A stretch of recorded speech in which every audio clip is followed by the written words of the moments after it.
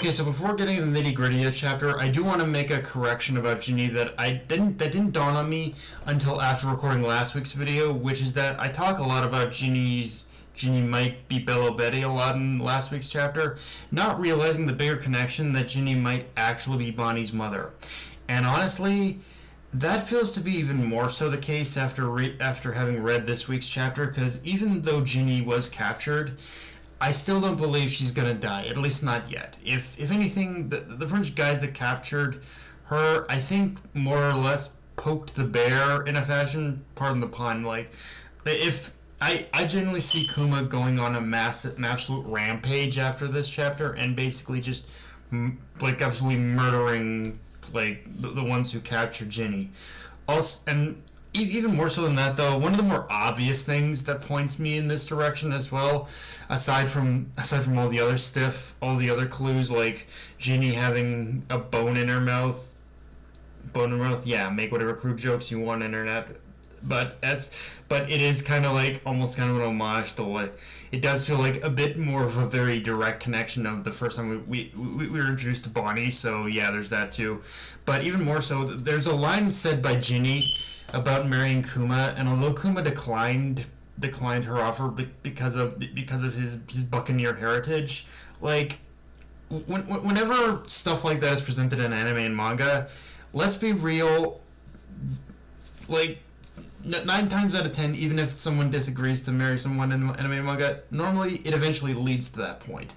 And let's be real. So let's be real. That's kind of the base hint Oda could give that Ginny is Bonnie's mama, as it were. Although that in itself does beg the question of what happened to her after Bonnie was born, because I imagine that's kind of where the government's direct involvement with Sorbet came into play, and how both Bonnie and Kizaru know each other as acquaintances, because again, Kizaru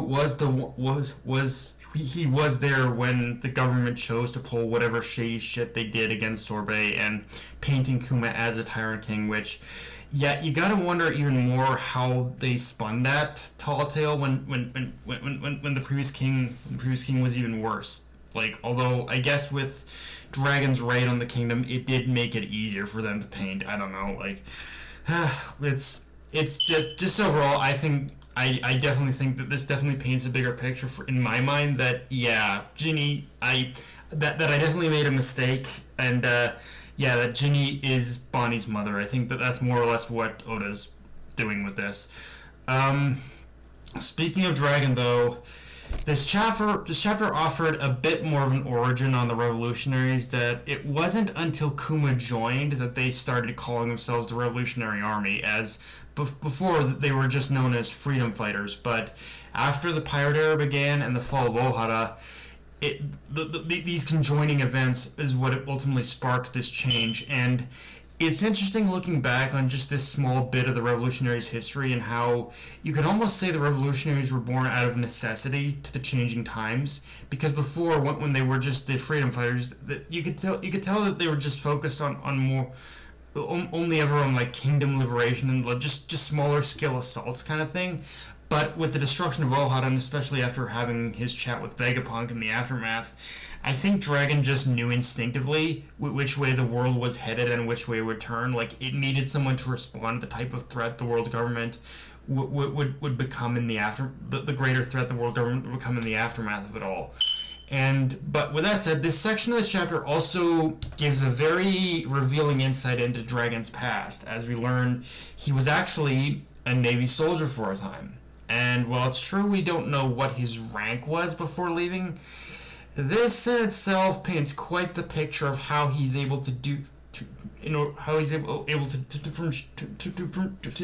easily outmaneuver the government, even when things go wrong. Because when you really think, even if Dragon was like just like some low ranked soldier or some grunt or something, I imagine just even that short amount of time that Dragon was part of the Navy, he probably learned a lot about how the Navy operates, their protocols, their tactics. Anything that he learned from being in the Navy probably allowed him to be the leader he is today. As stated in the chapter itself, the Revolutionary Army might not have the resources it needs, as they are much more lacking in always are kind of more lacking in resources compared to the greater resources of the Navy and the Navy and the Navy and the government itself. But what it does have is Dragon's influence, his knowledge, and the fact that he was a Navy soldier in some ways is even more valuable as a revolutionary leader because he just knows how the government operates, how the Navy operates, just how all these institutional forces work. He just knows them inside and out, and he knows how to use that knowledge against them. And I think that in itself is also a very interesting tale of like how you got to be careful because you never really know when someone you think is just an average soldier, or you never know what you teach someone can be used against them. I think in some ways too, because like I think just the fact that he did spend that time as a Navy soldier is like, yeah, it did pay off for him. Unfortunately, this reveal in itself, it doesn't answer, I guess, the burning question of who Luffy's mother is. But with this reveal, I think it is safe to say we are getting closer to that answer as well. Like, I don't know who his mother is. We still got to figure that shit out. But it's like, I think we've got to get a greater idea at least of where this might be headed. And I think at this point, Luffy's mother is either was part of the Navy as well. Or she was indeed a celestial dragon that basically had a fling with Dragon or something. I don't know.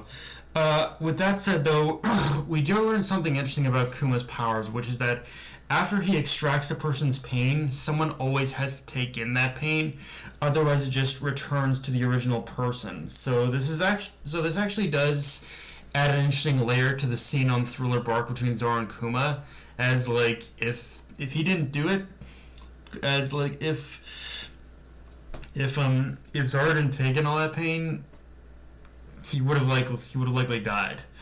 But also I think this reveal also possibly answers the question as to why Kuma became a cyborg as well, because if you really look at what's happening to Kuma in this chapter, you can see by just his taking in all that damage. He was his body was getting sicker and sicker. His body was starting to break down. So if he started taking in all of that pain from citizens who were sick or injured, you have to wonder what that did again to his own body over the years. So he probably became a cyborg to stave off death, at least until he could complete whatever personal mission he set out to accomplish. Although, with how much this chapter does focus on Ginny's relationship with Kuma, you can tell whatever happened to her probably ultimately is what drove him down the path he's on now. Like, and yeah, or definitely what happened to him and what happened to his basically dethronement from being king of Sorbet. Like, I think all that combined definitely played a part in the path that Kuma is on now.